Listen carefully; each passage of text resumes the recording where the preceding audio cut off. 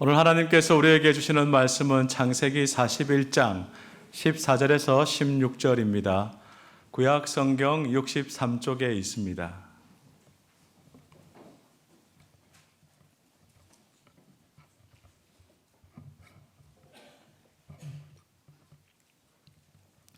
이에 바로가 사람을 보내어 요셉을 부르매 그들이 급히 그를 옥에서 내놓은지라.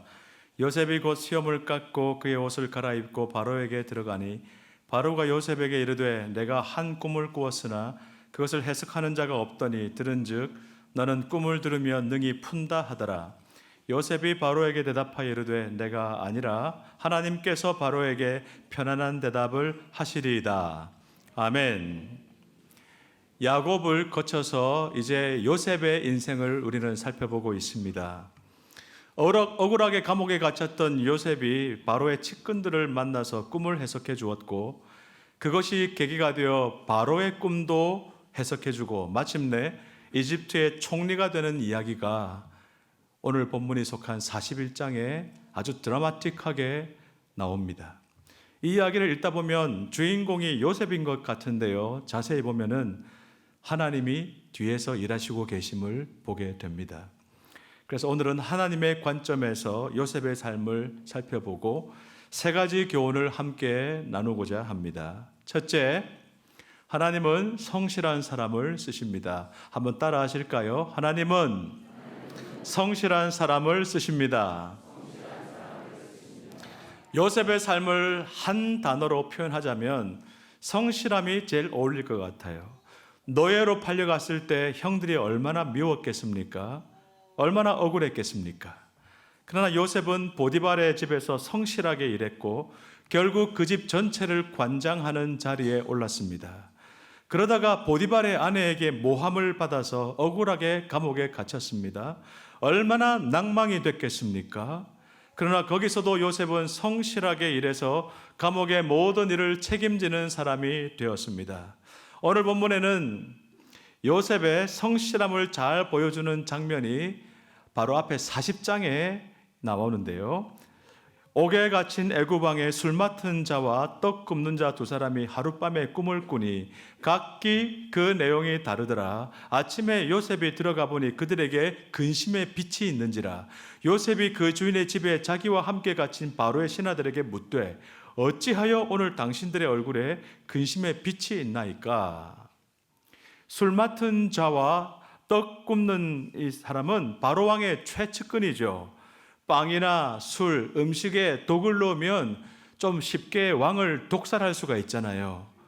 그래서 아주 신뢰할 수 있는 사람에게만 이런 직책을 맡겼는데요. 오늘날로 치면 아마도 청와대 비서실장쯤 되는 그런 고위 관리입니다. 그런데 이들이 무슨 죄를 지었는지 감옥에 갇혀 있었는데 어느 날 아침 요셉이 보니까 안색이 좋지 않아요. 요셉은 그때쯤 감옥의 일을 책임지는 사람이 되었거든요. 요셉은 그냥 지나치지 않고 무슨 일이 있습니까? 하고 물었어요. 그들이 꿈을 꿨다는 것을 알게 되었습니다. 그리고 꿈을 해석해 줬습니다. 그것이 계기가 되어 결국 이집트 왕 바로의 꿈을 해석해 주는 자리까지 가게 된 겁니다. 만약 요셉이 별로 안색이 안 좋네, 밤에 잠을 잘못 잤나 보다 하고 그냥 넘겼다면 관원장들이 꿈 얘기하지 않았을 것이고 그러면 요셉이 바로의 꿈을 해석할 기회도 없었을 겁니다. 작은 일에 성실했기 때문에 큰 문이 열렸습니다. 주님께서 말씀하셨습니다. 다 같이 읽어볼까요? 지극히 작은 것에 충성된 자는 큰 것에도 충성되고 지극히 작은 것에 불의한 자는 큰 것에도 불의하니라. 작은 일에 성실하지 못한 사람은요, 큰 일도 잘할 수 없어요. 가게 하시는 분들 계시죠? 가게를 열기로 한 시간이, 약속된 시간이 있는데 5분, 15분씩 예사로 늦게 여는 사람들이 있습니다. 심지어 전날 한 잔 걸쳤으면 늦잠 자고 한두 시간 뒤늦게 문을 여는 사람도 가끔 있죠.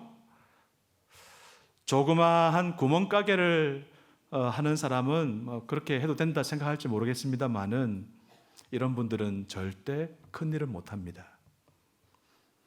직장에서도 마찬가지입니다. 쥐꼬리만한 봉급에 내가 이렇게까지 해야 되나, 이렇게 건성건성 일하는 분들이 있는데요. 보스가 있으면 하는 척하고 없으면 대충 때우는 사람들이 있는데요. 절대로 작은 일에 성실하지 않은 사람이 큰 일을 하는 법은 없습니다. 어떻게 하면 작은 일에 성실할 수 있을까요?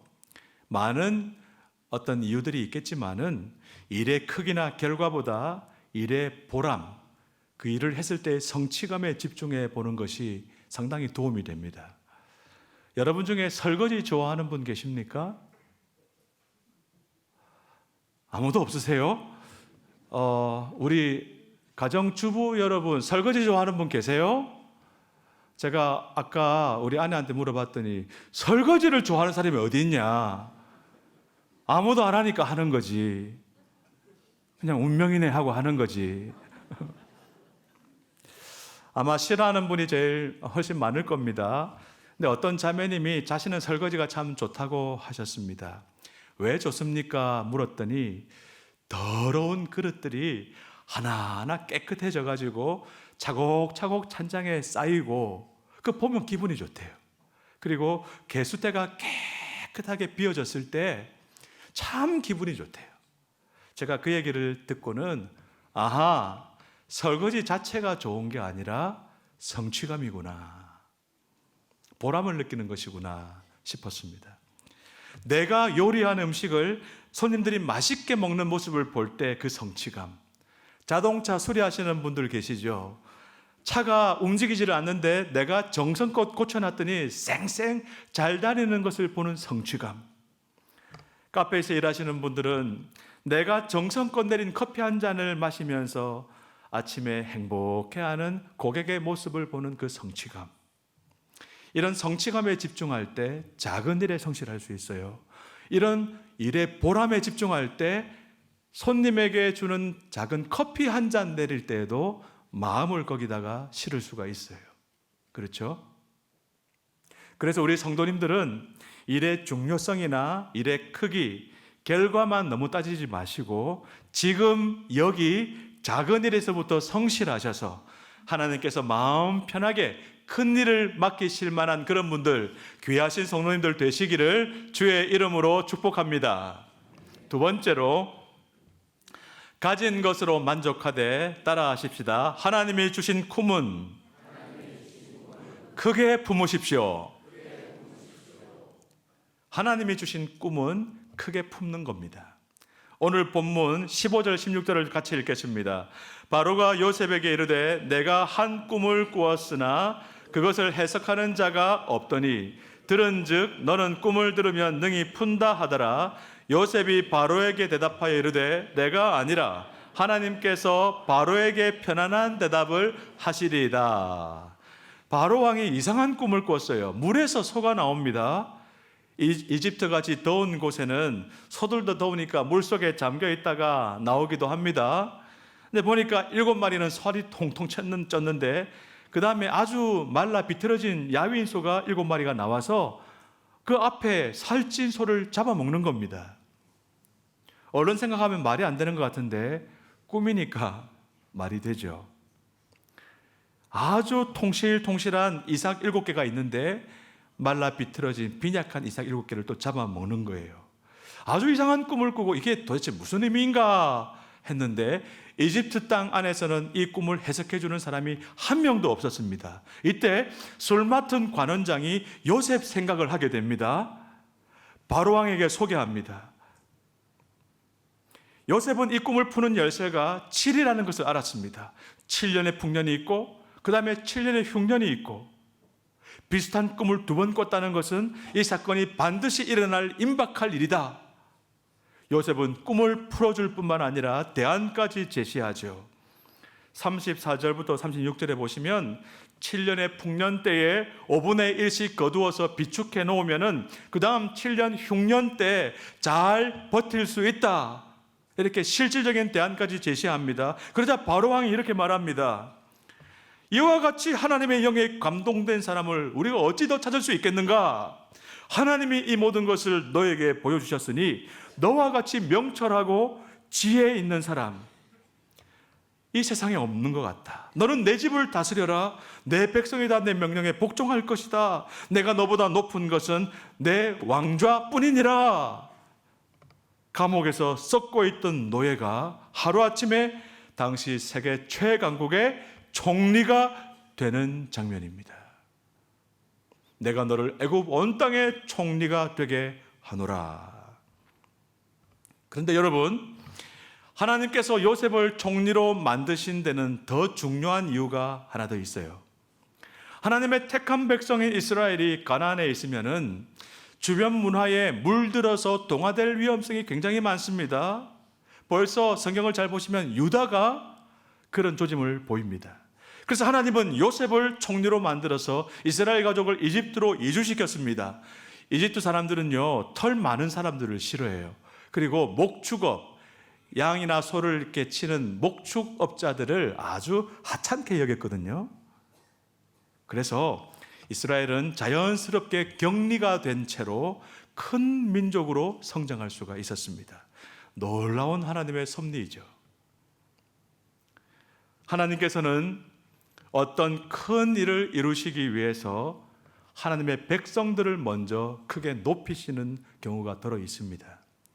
그래서 여러분 가운데 출세하신 분, 성공하신 분 계시면 이것을 물어봐야 합니다. 하나님께서 어떤 뜻이 있으셔서 나를 이 자리에 세우셨을까? 왜 나에게 이렇게 많은 물질을 주셨는가? 왜 나에게 이렇게 높은 직책을 허락하셨는가? 왜 다른 사람보다 나에게 더 많은 힘과 영향력을 주셨는가? 이것을 깊이 생각해 보셔야 합니다.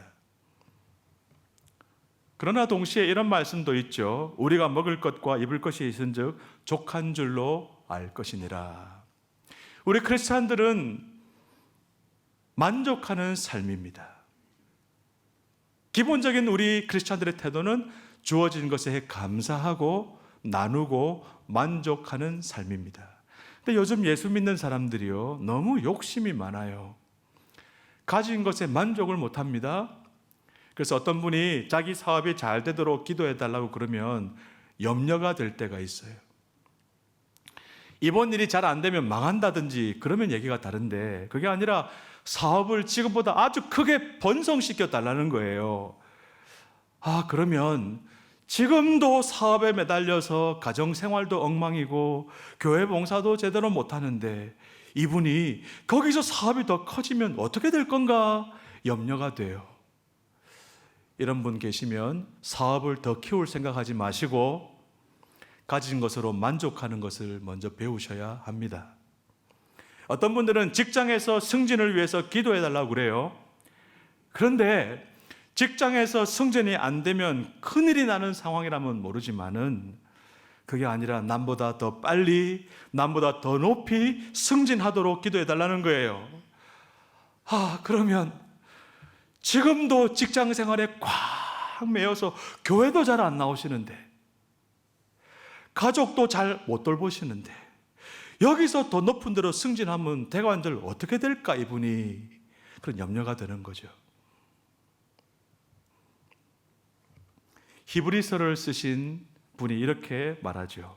같이 한번 읽어보겠습니다. 돈을 사랑하지 말고 있는 바를 족한 줄로 알라. 그가 친히 말씀하시기를 내가 결코 너희를 버리지 아니하고 너희를 떠나지 아니하리라 하셨느니라. 지금 가지고 있는 것으로 만족해야 합니다. 항상 남보다 더 많이 가져야 하고 더 높이 올라가야 되고 더 많은 영향력을 가져야 되고 더 유명해져야 하고, 이걸 두 글자로 뭐라고 부르는 줄 아세요? 예? 두 글자로?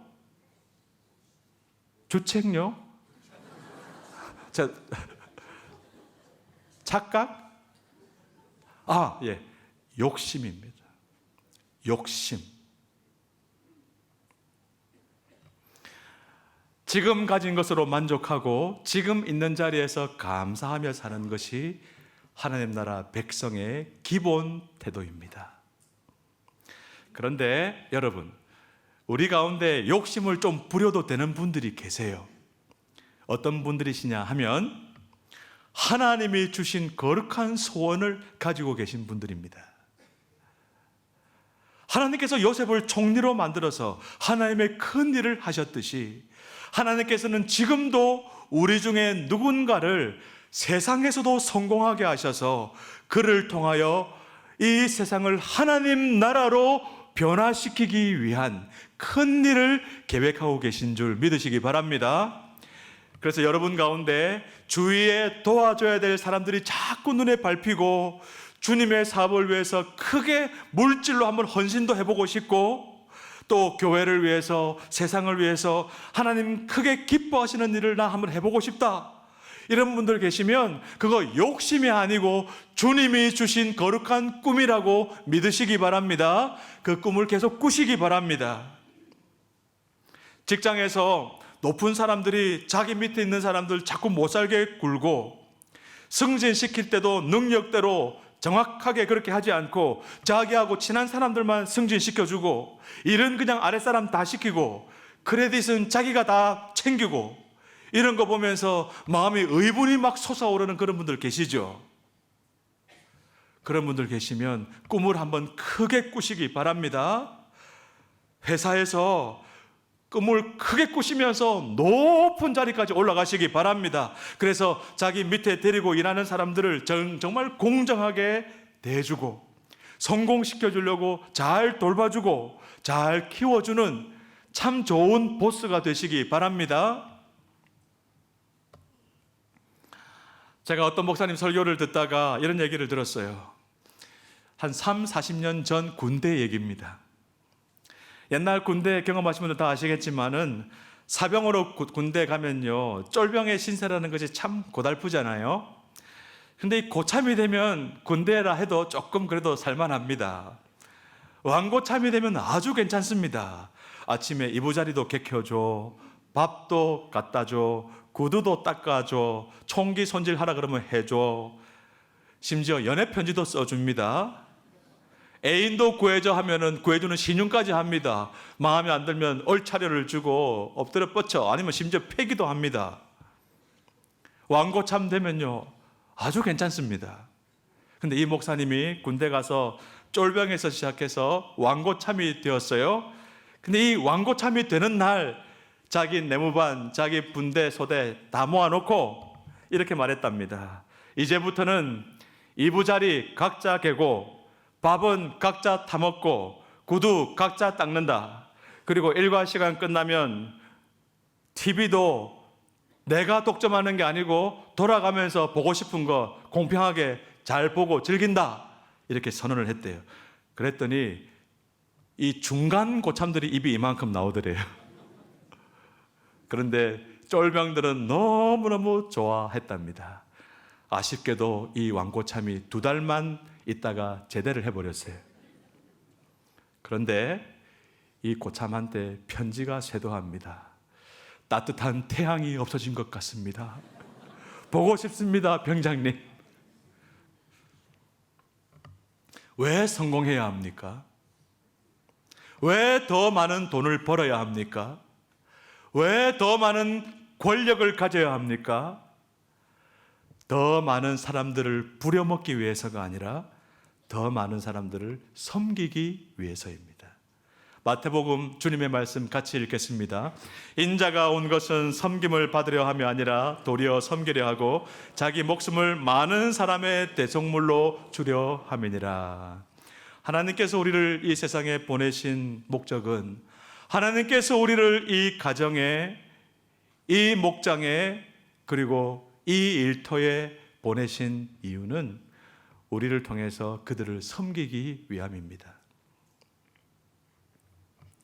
우리 사랑하는 성도님들, 보다 더 많은 사람들을 내가 섬기는 사람이 되어야 되겠다, 이런 거룩한 꿈을 꾸시기 바랍니다. 자녀들과 함께 꾸시기 바랍니다. 그래서 우리 교회에서 100만 장자도 1000만, 억만 장자도 좀 나오고요, 큰 회사 사장님도 나오고요, 학계의 권위자들도 나오고요, 신문에 나는 저명인사들도 좀 나오고요, 정치에서 권력을 쥐는 이런 분들 좀 많이 나오기를 바랍니다. 그래서 하나님께서 부어주시는 이 세상에서의 성공을 하나님 나라를 위해서 귀하게 섬기는 일에 마음껏 쓰임받는 귀하신 성도님들 다 되시기를 주의 이름으로 축원합니다. 아멘 하신 분들 그대로 될 줄 믿습니다. 세 번째 따라 하십시다. 좌절의 순간이 사실은 하나님이 일하시는 순간입니다. 오늘 요셉 이야기를 통해서 마지막으로 배우는 교훈은 이것입니다. 사람에게 좌절의 순간이 들어 있는데 그때가 하나님이 일하시는 순간이다 하는 것이죠. 요셉이 형들에게 팔려갔을 때 얼마나 형들에 대한 미움이 많았겠고 얼마나 절망이 됐겠습니까? 그러나 이 사건이 없었으면 요셉은 애굽으로 가지 못했습니다. 보디발 아내의 유혹을 물리쳤다가 감옥에 갇혔을 때는 얼마나 그 여자가 밉고 억울했겠습니까? 그러나 요셉이 감옥에 갇히지 않았다면 바로의 측근들을 만날 수가 없었습니다. 40장 21절부터 23절 같이 한번 읽어볼까요? 바로의 술 맡은 관원장은 전직을 회복하며 그가 잔을 바로의 손에 받들어 드렸고 떡 굽는 관원장은 매달리니 요셉이 그들에게 해석함과 같이 되었으나 술 맡은 관원장이 요셉을 기억하지 못하고 그를 잊었더라. 요셉은 간절히 부탁했습니다. 나를 기억해 달라고. 그러나 그 관원장은 요셉을 까마득하게 2년이나 잊었습니다. 얼마나 원망스러웠겠습니까? 그런데 지내놓고 보니 오히려 전화위복, 천만다행의 일이 되었습니다. 만일 그때 관원장이 제대로 기억해서 바로왕에게 요셉 얘기를 했으면 요셉이 감옥에서 풀려날 수 있었겠죠. 그러나 풀려나도 다시 종이 되었을 겁니다. 원래 종이었으니까요. 그러나 술 맡은 관원장이 원망스럽게도 잊어버렸고 2년이나 지나버렸는데 바로 그때 이집트의 왕이 이상한 꿈을 꾼 바로 그 타이밍에 연결이 되어서 요셉이 총리가 된 것입니다. 하나님의 기가 막힌 타이밍입니다. 그래서 여러분이 정말 예수님을 주님으로 영접해서 하나님의 자녀가 되셨고 하나님을 사랑하고 이웃을 섬기는 것이 삶의 목표가 되었다면 그 다음에는 겁낼 것이 없어요. 그런 삶 가운데서 좌절의 순간을 맛본다 할지라도 그 절대로 좌절로 끝나지 않습니다. 하나님께서 사랑하시고 우리를 쓰시기를 원하시고 우리에게 복 주시기를 원하시는데 우리가 하나님을 사랑하고 이웃을 사랑하며 쓰임받기를 원하는데 왜 우리가 의미 없는 좌절을 맛보게 내버려 두실까요? 하나님이 살아계신데요.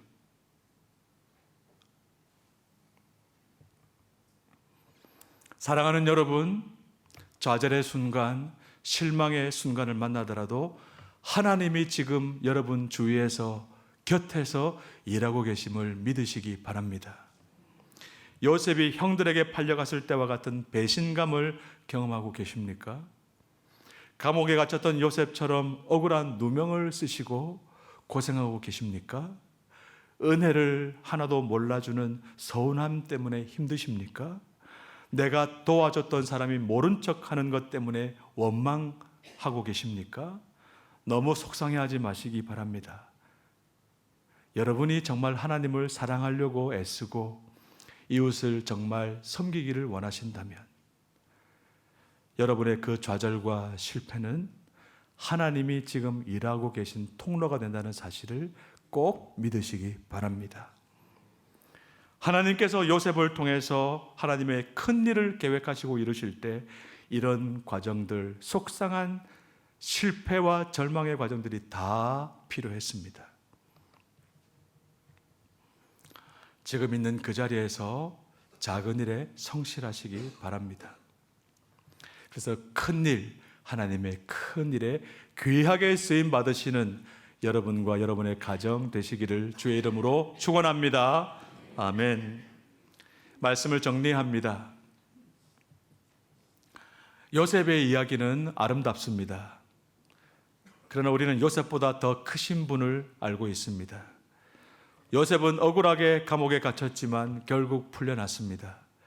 그러나 예수님은 우리를 위해 억울하게 십자가에 달리셨고 그 자리에서 끝까지 내려오지 못하셨습니다.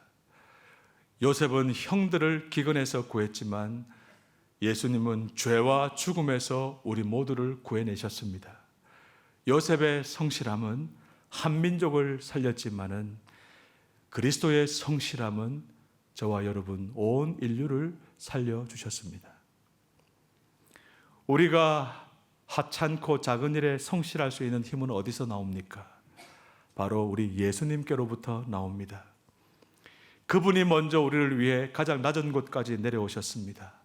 그분이 먼저 우리를 섬겨주셨기 때문에 우리도 섬길 수가 있습니다. 그분이 먼저 하찮고 작은 나를 위한 일까지도 끝까지 성실하게 감당하셨기 때문에 저와 여러분도 성실하게 주의 일에 동참할 수 있게 된 것입니다. 오늘은 교사 주일입니다.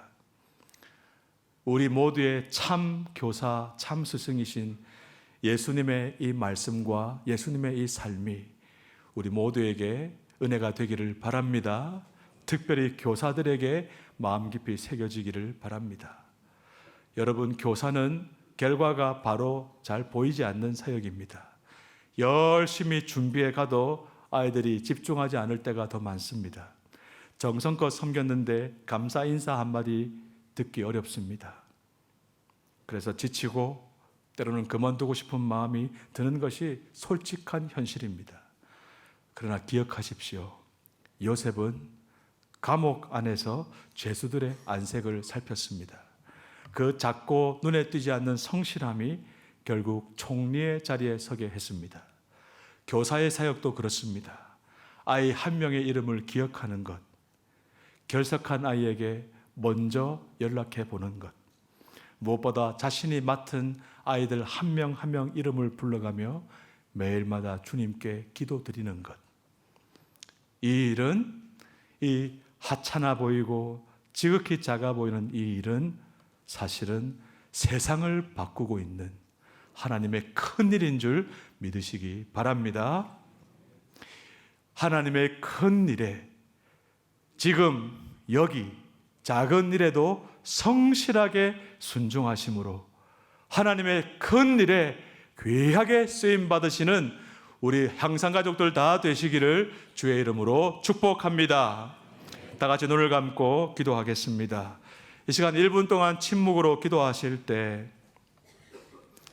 우리가 보고 배우고 가르치는 것은 지식이 아니라 우리 예수 그리스도이심을 기억합시다.